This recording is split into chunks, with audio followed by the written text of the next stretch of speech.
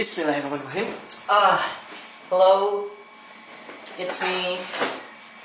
Okay, before I start, we'll be talking about vectors, but before I start, I'd like to tell you some stuff. First, is that I am totally exhausted. I'm kind of busy right now. But still, I want to make this video because I already failed twice. Jadi videonya udah gue bikin, udah mau gue upload, tapi ya begitulah, akhirnya gue anggap hasilnya nggak terlalu bagus. Oke, jadi sekarang gue pakai kertas. Okay, so let's start. Vectors. First thing first. Pertama, kalau ngomongin vektor kita harus ngomongin angka. Oke, kita tahu ada angka 1, 2, angka sehari-hari ya, 3, dan seterusnya. Oke. Angka ini kita gunain berapa? Angka ini kita gunain mungkin waktu kecil kita pertama kali nyadar penggunaan angka adalah untuk nentuin jumlah. Oke. Mata saya ada 2 ya. Kaki saya ada 2. Oke. Jadi ini pertama adalah jumlah. Oke. Ini pertama kali kita kenal sama angka, mungkin gunanya adalah untuk merepresentasikan jumlah. Nah, kemudian yang kedua, angka tuh juga bisa kita pakai buat merepresentasikan urutan. Order. Ini juga bisa. Oke. Yang pertama, kedua, ketiga, saya anak pertama, saya anak kedua. Oke. Ini jumlah atau kuantitas, Pak? Kuantitas. Atau quantity atau bahasa Inggrisnya besaran. Nah, ternyata ya, kita pengen ngomongin besaran, ada 2 jenis nih di dunia ini ya. Yang pertama adalah yang sering kita pelajari dari kecil, skala, besaran skala. Oke. Lu punya 1 orang ya, lu punya 1 orang. Oke. Kemudian ada kembarannya, jadi 2 ya. Kamu bisa sebut ini ada cloningannya, misalkan kamu bisa bilang, oh ini tambah ini jadi sama dengan 2 orang. Oke, very simple. Okay. Itu skalar. Nah, yang kedua ya, jenis kedua ini adalah yang baru bakal kita bahas sekarang, vektor.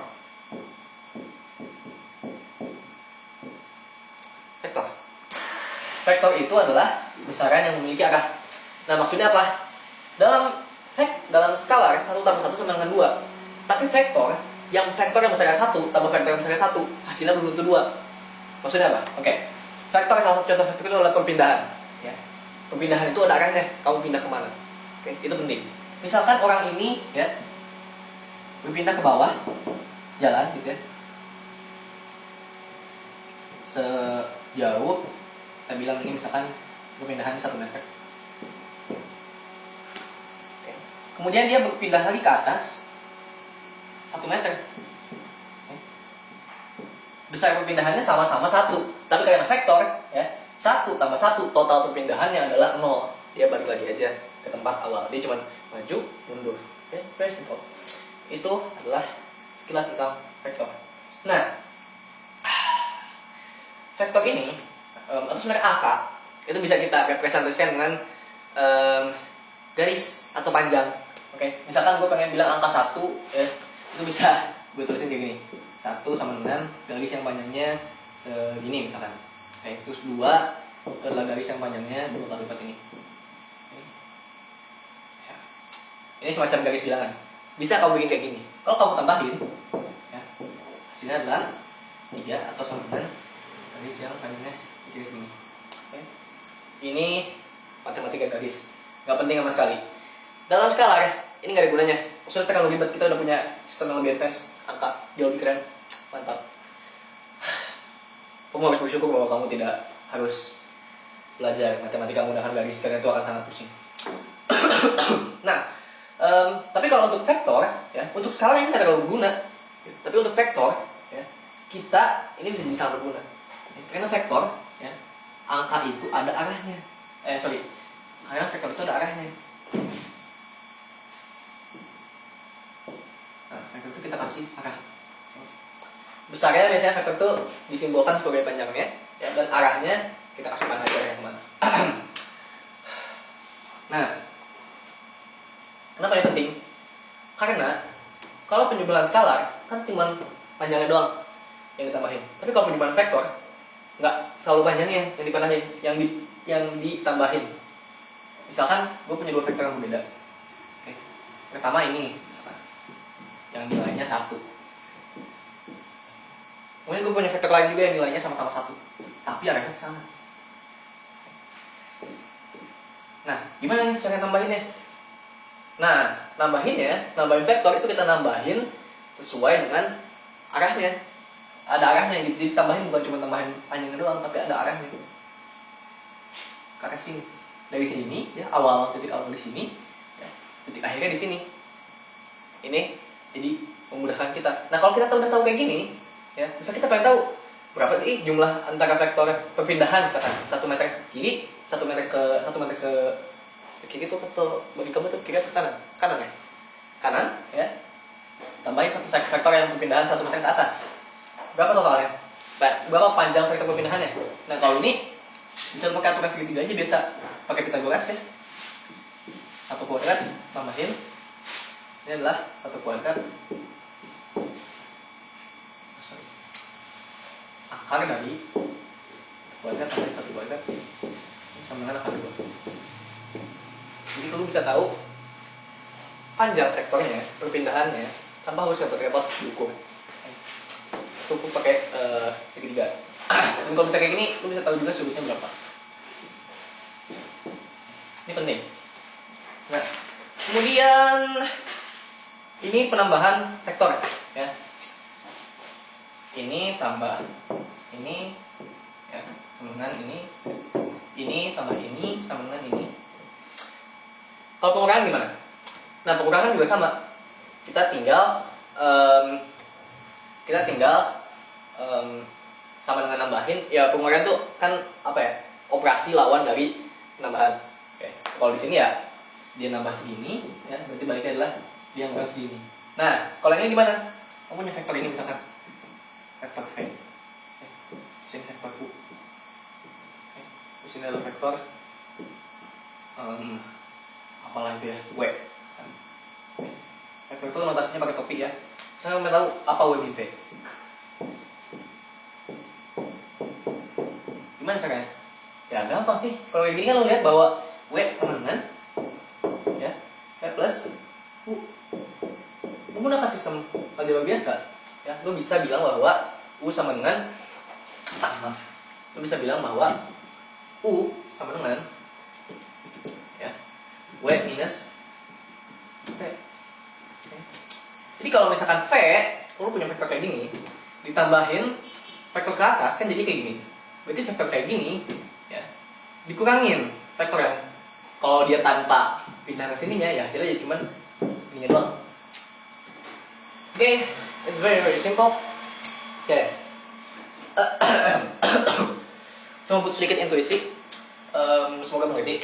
Nah, selanjutnya adalah kita kan bisa tahu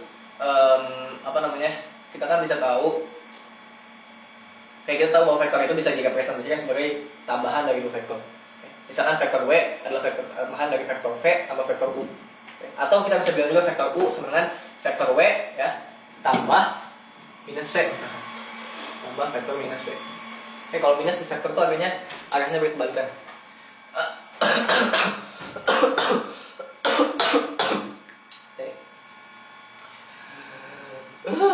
Oke.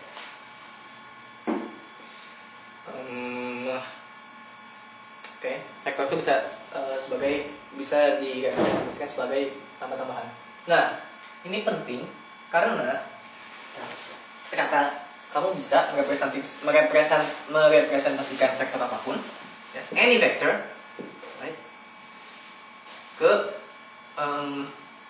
arah-arah yang lebih simpel. Misalkan lo punya sumbu X, sumbu Y, lo bisa baca vektor ini sebagai hasil penambahan dari vektor ini, tambahin vektor ini, ya nggak? Udah kan? Simpel. Okay.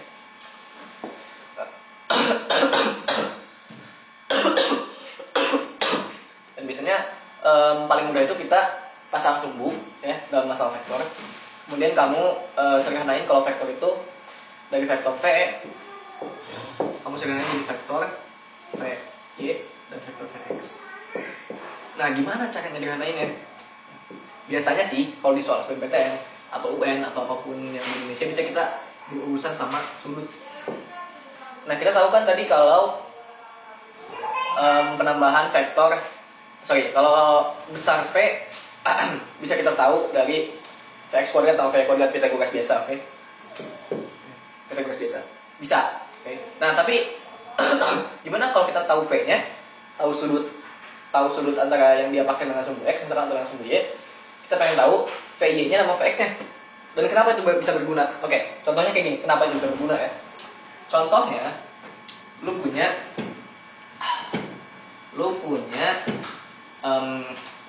meriam. Lu punya meriam yang dikasih sudut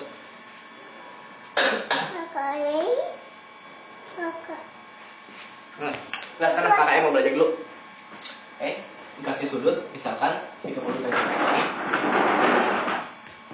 Terus bolanya ditembakkan piu.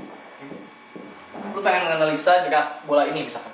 Pada detik ke sekian posisi bolanya di mana. Nah, gaya yang berlaku di sini anggap aja nggak ada gesekan udara. Misalkan ceritanya yang di bulan gitu ya. Nah, tapi tetap ada gravitasi kan ke bawah. Ini akselerasi gravitasi. Oke. Dan ini adalah kecepatan. Enggak.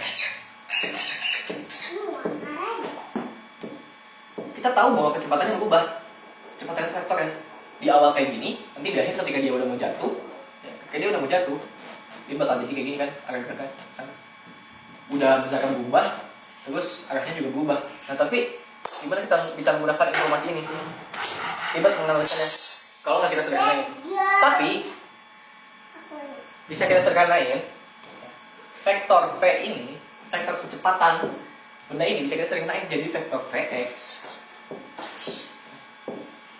sama Vy dan Vx. Kalau udah kayak gini simpel banget. Karena lihat nih, gaya akselerasi ini ya, akselerasi dari gaya gravitasi ini, dia cuma mempengaruhi vektor y-nya doang. Ya. Jadi vektor y-nya dari segini ya, nanti perlahan-lahan berkurang jadi cuma segini. Nanti perlahan-lahan berkurang jadi cuma segini. Lama-lama dia ngebalik jadi segini. Tapi vektor x-nya tetap. Nah, kalau kayak gini mudah, kamu bisa menganalisa pada detik keberapa ya, perpindahan x-nya segimana, perpindahan y-nya segimana, lu bisa hitung kira-kira bendanya ada di mana. Sangat simpel kan? Nah, itu kenapa bisa. Nah, gimana caranya kita tahu V sama Vx nya? Kalau kita tahu sudutnya. Ini 30 derajat juga ya, berarti 30 derajat. Gimana caranya? Nah, ini harus refresh dikit soal trigonometri. Very simple. Trigonometri bukan trigonometri yang susah, tapi trigonometri yang paling gampang. Like this.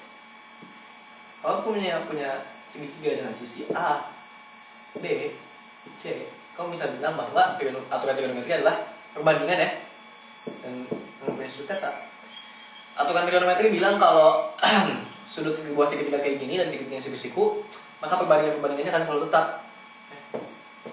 Perbandingan itu apa aja? Sin theta sama dengan B per C. Panjang B per panjang C. Besar, panjang itu. Okay. Cos theta itu adalah A per C. Oke.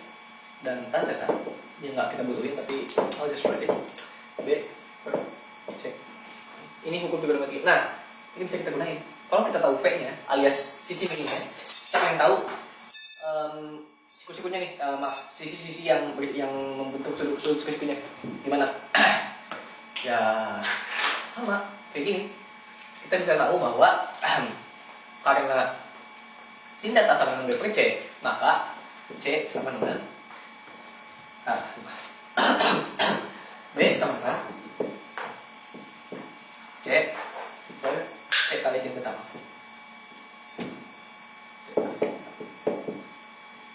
Ini gampang banget ya kalau sini B per C, C nya lagi sini, jadi C B sama dengan C kali sin theta. Oke, akibat artinya kalau dalam aplikasi ini VY besar ini kan, itu sama dengan besar dari V dikali sin theta. Dan menggunakan operasi yang sama ya, kalau di sini berarti cos A sama dengan C cos theta. Jadi kamu bisa bilang besar Vx ya, itu sama dengan besar V kali cos theta. Gimana kalau vektor dikaliin atau dibagi, atau ada istilahnya ada dua jenis perkalian buat vektornya, dot product sama perkalian vektor. Tapi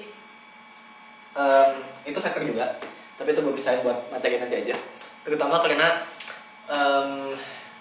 ya ini yang simple dulu, ini basic-basicnya dulu. Kenapa gue masukin trigonometri?